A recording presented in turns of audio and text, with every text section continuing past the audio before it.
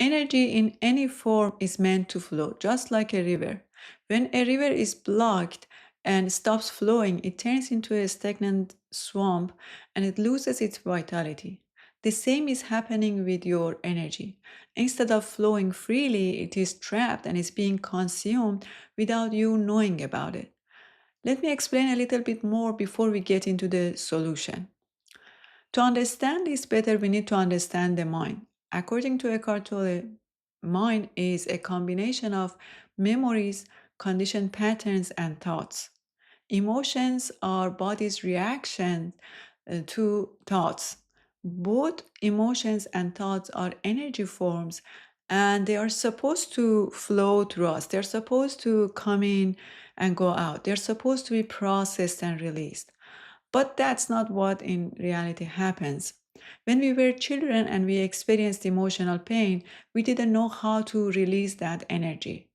The people around us, the adults, often didn't know how to release their own emotional pain. So they couldn't help us release that energy.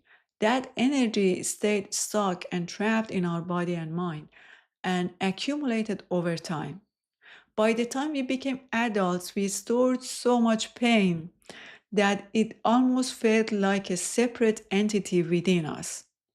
Eckhart Tolle calls that unprocessed stored energy pain body. And it doesn't only come from personal experience. He explains that we also carry collective pain bodies. And that collective pain body is heavier in some than others. For example, women usually carry heavier pain bodies because they have suffered more throughout human history. In general, some people have heavier pain body than others. It could be because they experienced a more difficult childhood, or it could be because they were born into a heavier collective pain body. Why some people experience a more difficult childhood and why some were born in heavier pain bodies is another topic to talk about. But regardless of how pain body is formed, it can be dormant or active in different stages of a person's life, and it can be less or more active in different people. When it gets triggered, it wakes up and it takes over if we are not conscious, if we are not aware. A good example is a person that you see that is usually calm and nice, but suddenly gets taken over by anger, insecurity, and defensiveness when they are triggered. The more active a person's pain body is, the more easily they get triggered by certain people and certain situations. Now, even if the pain body is dormant, it still needs to be fed from time to time. And because emotions and thoughts are energy forms, they vibrate at certain frequency. So for the pain body, it can only feed on thoughts and emotions that have similar frequencies. So the best source of food for a pain body is close relationships because that's where it can find the most similar frequencies. And that explains why there is so much drama in family relationships, in marriages, and between parents and children. Uh, the people that trigger you the most are those whose pain body's frequency matches yours. Now, when the pain bodies interact with each other, they feed off each other and they create drama, conflict, and emotional storms. And when those emotional storms passes, the people that were involved, they feel like they just woke up from a bad dream. Because now, after that storm, the pain body has just been fed, it's full, it's quiet, but it's not gone. It's right there waiting for another chance to feed itself. So I know it may sound a little bit dramatic, but just observing your relationships can prove it. I wouldn't have believed it if I hadn't seen it play out, this scenario of pain body in my own relationships. And if there is no relationship drama for pain body to feed on, then it turns inward. Instead of latching on to conflicts with others, it hijacks your thoughts and creates many, many negative thoughts and fuels overthinking. When that happens, you may find yourself suddenly analyzing your past mistakes, criticizing yourself, or creating worst case scenarios in your mind without knowing why you are doing that. These thoughts and emotions feed off each other. Pain body creates negative thoughts, and negative thoughts generate more emotional pain. And they create this cycle. The cycle repeats itself and consumes your energy without getting you anywhere and without you even knowing about it. The more this cycle repeats itself, the more it drains your energy and makes you feel exhausted and stuck. I know I talked enough about this problem.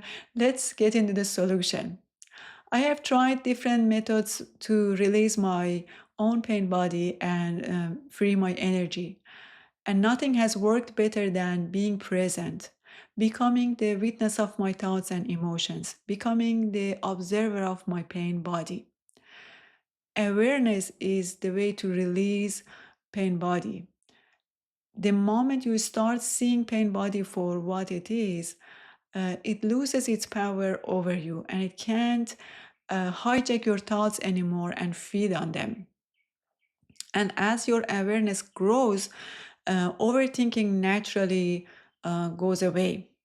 Then your life energy that was trapped in that cycle of thoughts and emotions returns back to you, and you have energy to create the life that you want and you deserve. So when you feel your pain body is starting to wake up, just breathe and see where in your body you can feel that emotional pain. But don't let the feeling turns into thinking. Don't analyze it. Don't judge it. Just stay with it. At the beginning, when you start observing the pain body, it may even create some physical pain and discomfort. Um, it's because it has a built up momentum behind it. You have been feeding it unconsciously for so long. But every time you become aware of it, every time you see it, it gets weaker. The moment you get pulled into its games and become unconscious, you are not the watcher anymore, and pain body is in control. That doesn't mean that you are the victim of your pain body, and pain body is your enemy and you have to fight it. There is a quote in The Power of Now that says, you can't fight darkness, you just have to bring in the light. And that light is your awareness.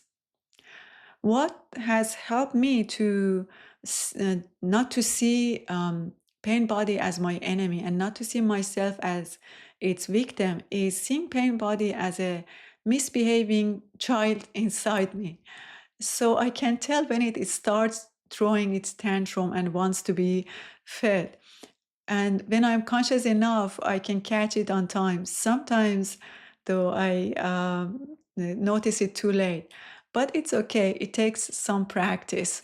One last thing that is really important to understand is that pain body is not separate from consciousness itself.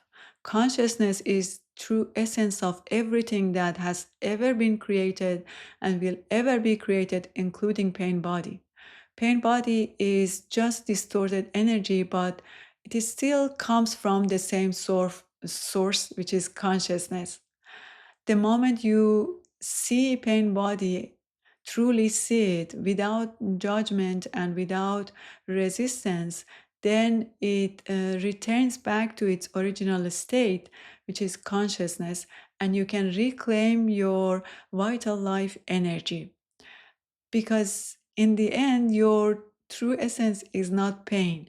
It's not pain body. It's your true essence is the awareness that witnesses pain body. Your true essence is consciousness. I'm going to talk more about the power of now on this channel, and I hope it resonates with you.